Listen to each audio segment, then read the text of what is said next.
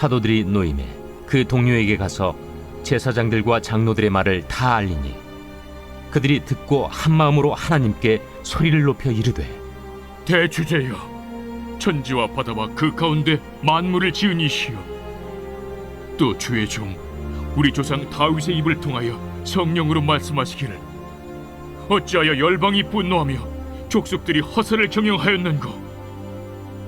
세상의 군왕들이 나서며 관리들이 함께 모여 주와 그의 그리스도를 대적하도다 하시니로소이다. 과연 헤롯과 본디오 빌라도는 이방인과 이스라엘 백성과 합세하여 하나님께서 기름 부으신 거룩한 종 예수를 거슬러 하나님의 권능과 뜻대로 이루려고 예정하신 그것을 행하려고 이 성에 모였나이다. 주여, 이제도 그들의 우여픔을 굽어보시옵고 또 종들로 하여금 담대히 하나님의 말씀을 전하게 하여 주시오며 손을 내밀어 병을 낫게 하시옵고 표적과 기사가 거룩한 종 예수의 이름으로 이루어지게 하옵소서. 빌기를 다음에 모인 곳이 진동하더니 무리가 다 성령이 충만하여 담대히 하나님의 말씀을 전하니라. 믿는 무리가 한 마음과 한 뜻이 되어 모든 물건을 서로 통용하고 자기 재물을 조금이라도 자기 것이라 하는 이가 하나도 없더라. 사도들이 큰 권능으로 주 예수의 부활을 증언하니 무리가 큰 은혜를 받아 그 중에 가난한 사람이 없으니 이는 밭과 집 있는 자는 팔아 그 판 것의 값을 가져다가 사도들의 발 앞에 두매 그들이 각 사람의 필요를 따라 나누어 줍니다. 그 부류에서 난 레위족 사람이 있으니 이름은 요셉이라. 사도들이 일컬어 바나바라 하니 번역하면 위로의 아들이라. 그가 밭이 있음에 팔아 그 값을 가지고 사도들의 발 앞에 두니라. 할렐루야. 온라인 말씀 묵상에 함께 하신 여러분 모두를 주님의 이름으로 축복합니다. 말씀에 의지하여 승리하는 복된 날 되시기 바랍니다. 오늘 본문은 성령 충만한 초대 교회의 모습을 그리고 있습니다. 이는 이 땅의 모든 교회의 이상적인 모델이 되는 모습이라는 점에서 참 중요합니다. 우리가 닮아야 할 교회의 모습, 초대 교회는 어떤 교회였는가? 첫 번째, 초대 교회는 자신의 상황을 말씀으로 해석해내는 말씀 공동체였다는 겁니다. 오늘 본문의 상황은 사도들이 복음을 전하다가 큰 위협을 당한 후의 일입니다. 사도들을 위협한 사람들은요, 예수님을 십자가에 못 박았던 종교 지도자들이었습니다. 사도들은 교회로 돌아온 뒤 고난당한 상황을 교회에 다 알렸습니다. 예수님을 십자가에 못 박아 죽인 이 사람들로부터 받은 위협이고 경고라면 온 공동체가 신변의 위협을 느끼고 또 두려워할 만한 그런 말들이었을 겁니다. 두렵고 떨릴 만한 그런 상황이었는데 사도들의 말을 들은 초대교회 성도들은 어떻게 했는가? 본문 24절을 보시면요, 그들이 듣고 한 마음으로 하나님께 소리를 높여 이르되, 대주제여, 천지와 바다와 그 가운데 만물을 지으신 이시오. 그들은 한 마음으로 하나님께 소리를 높였다고 했습니다. 상황과 감정에 끌려가 버린 것이 아니라 창조주이며 주권자이신 하나님을 불렀다는 겁니다. 그리고 자신들이 당한 상황을 하나님의 말씀으로 해석해냈습니다. 본문 5절 26절 말씀 보시면요, 또 주의 종 우리 조상 다윗의 입을 통하여 성령으로 말씀하시기를, 어찌하여 열방이 분노하며 족속들이 허사를 경영하는고, 세상의 군왕들이 나서며 관리들이 함께 모여 주와 그의 그리스도를 대적하도다 하시니로소이다. 아멘. 그들은 시편 2편 1절 2절 말씀을 떠올렸습니다. 어찌하여 열방이 분노하며 족속들이 헛된 일을 꾸미는가? 세상의 군왕들과 관리들이 모여서 하나님과 예수 그리스도를 대적하고 있다. 지금의 이 상황은 시편 2편의 말씀에 따라 하나님과 예수 그리스도를 대적하는 상황이다라는 겁니다. 하나님의 아들 그리스도를 대적하는 이 사람들을 대주제이신 하나님께서 가만히 내버려 두지 않으신다는 겁니다. 하나님이 나타나셔서 대적자들을 비웃으신다고 말씀하셨다는 겁니다. 이 시편 2편을 통해서 하나님이 메시아 예수님을 향하여 하신 말들을 그들은 떠올렸죠. 너는 내 아들이라 오늘날 내가 너를 낳았도다. 시편 2편의 이 말씀은 실제로 예수님이 세례 받으실 때 성취되었습니다. 예수님께서 세례요한에게 세례를 받으시고 물에서 올라오실 때 하늘이 열리고 하늘에서 성령이 비둘기같이 내려오시면서 말씀이 들렸죠. 이는 내 사랑한 아들이라 내가 너를 기뻐하노라. 실제로 이 시편 2편은 오실 메시아에 대한 예언을 한 시편으로서 하나님의 아들 예수 그리스도를 대적하는 세상의 높은 사람들의 종말이 어떻게 될지까지도 그렇게 말씀해 놓았거든요. 지금 성령 충만한 초대교회 공동체는 그것을 정확히 읽어내어서 자신의 상황을 말씀으로 해석하고 있는 겁니다. 본문 27절과 8절을 보시면 과연 헤롯과 본디오 빌라도는 이방인과 이스라엘 백성과 합세하여 하나님께서 기름 부으신 거룩한 종 예수를 거슬러 하나님의 권능과 뜻대로 이루려고 예정하신 그것을 행하려고 이 성에 모였나이다. 아멘. 그들이 지금 우리를 괴롭히는 것은 단순히 우리를 괴롭히는 것이 아니라 하나님이 기름 부은 종 그리스도를 대적하는 것이다. 하나님께서 가만히 두시지 않을 것이다. 이렇게 말씀으로 자신의 상황이 해석되고 영적으로 돌아가는 상황이 보이니까 상황에 휩쓸리지 않게 되었던 겁니다. 단단하고 굳센 믿음으로 자신의 마음을 지키고 더욱 하나님을 바라보고 더 담대히 하나님의 뜻을 받들 수가 있었던 것입니다.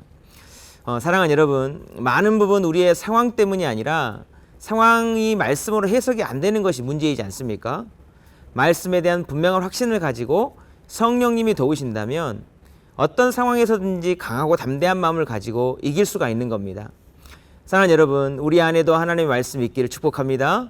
초대교회와 같이 말씀 충만한 공동체가 되어서 서로 모일 때, 개인적으로 교제할 때 세상 이야기가 주를 이루는 것이 아니라 하나님의 말씀으로 서로 위로하고 서로에게 임한 하나님의 음성을 나누는 공동체가 되길 바랍니다. 그럴 때 초대교회와 같이 어느 상황에서도 담대히 믿음으로 승리하게 될 줄로 믿습니다. 초대교회는 말씀 충만한 공동체이기도 했지만 받고 나눈 말씀이 실제의 삶의 능력이 되도록 그 말씀을 붙잡고 뜨겁게 기도하는 공동체이기도 했습니다.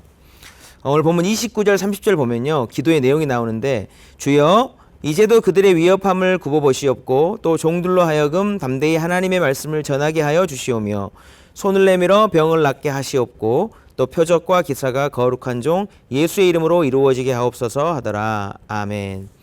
이 기도를 분석해 보면요, 총 4가지로 나누어서 기도했음을 알 수 있습니다. 이 기도가 모든 기도의 표준이 될 수는 없겠지만 적어도 초대교회 성령 충만한 공동체가 위기의 상황에서 기도한 내용이라면 정말 배울 만한 의미가 있는 내용이라는 것을 알 수 있는데요. 이 기도의 내용을 보시면 첫 번째, 주여 이제도 그들의 위협함을 굽어보시옵고 라고 했습니다. 자신의 모든 상황을 하나님께 맡기는 기도였습니다. 위협과 고난을 당하면서 하나님께 굽어 살펴봐달라고 기도한 것입니다. 여기서 굽어보시옵고라는 말은 영어로 하면 consider인데요. 심사숙고해달라고 요청하는 겁니다. 하나님은 모든 상황을 알고 계시기에 자세히 살피시고 심사숙고해서 거짓이 이기지 못하도록 의가 바로 서도록 그렇게 판단하고 해결해달라는 그런 기도를 드린 겁니다. 이런 기도 속에는요, 하나님이 세상의 모든 일과 상황을 다스리시는 주권자이시라는 그런 믿음이 분명히 있는 겁니다. 두 번째 기도는 또 종들로 하여금 담대히 하나님의 말씀을 전하게 하여 주시오며 라고 기도했는데요. 이는 하나님의 사역이 흔들리지 않기를 원하는 기도였습니다. 어려운 상황 때문에 하나님의 일을 맡은 사람들이 힘이 빠져서 하나님의 사역까지 흔들리지 않도록 그런 사역자들에게 정체성과 사명감을 분명히 해달라는 겁니다. 그들은 고난 중에 하나님의 말씀을 전하는 자신의 사명을 잃지 않으려고 최선을 다해 몸부림치고 있었던 겁니다. 자신의 일보다 하나님의 일을 더 앞세우고 있는 겁니다. 이 모습을 보면서 하나님이 얼마나 기뻐하셨겠는가 하는 그런 생각 들었습니다. 사랑하는 여러분, 저와 여러분에게도 주신 부르심의 사명이 있지 않습니까? 우리의 상황 때문에 주님의 일이 흔들리거나 의미 없게 되지 않도록 우리도 함께 기도합시다. 하나님 아버지, 종들로 담대히 하나님 말씀을 전하게 도와 주옵소서. 우리의 부르심과 사명이 상황에 의해서 흔들려 버리지 않게 지켜 주옵소서. 세 번째 기도는요, 손을 내밀어 병을 낫게 하시옵고 라고 기도했는데 이 병 낫기를 위한 기도였습니다. 바로 기적을 체험하는 기도죠. 이런 기적 체험은 하나님의 살아계심을 경험하게 하고 개인과 공동체의 믿음을 더 든든하게 세우는 일이기에 참으로 중요합니다. 네 번째는 표적과 기사가 거룩한 종 예수의 이름으로 이루어지게 하옵소서. 이렇게 기도했습니다. 궁극적인 기도의 목적이 바로 이것이었습니다. 현실적인 문제가 해결되는 것도 중요하고요, 하나님의 일이 끊이지 않게 지속되는 것도 중요하고 기도를 통해 기적을 체험하는 것도 중요하지만 그러나 무엇보다 중요한 것은 기도를 응답하시는 구원의 주님 예수 그리스도의 이름이 드러나는 것이 중요함을 그들은 알고 있었던 겁니다. 그들이 예수님의 이름을 의지하고 기도하고 예수님의 이름이 높여지는 그런 기도를 드리자 어떤 일이 일어났는가? 본문 31절을 보시면요. 빌기를 다음에 모인 곳이 진동하더니 무리가 다 성령이 충만하여 담대히 하나님의 말씀을 전하니라. 아멘. 기도 후 모인 곳이 진동하였다고 했습니다. 무리가 다 성령이 충만하여 담대히 하나님의 말씀을 전하니라.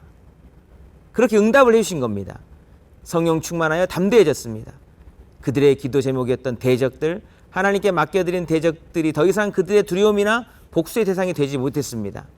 담대히 하나님의 말씀을 전하게 해달라고 했는데 전혀 흔들림 없이 그들은 하나님의 말씀을 전할 수가 있게 되었습니다.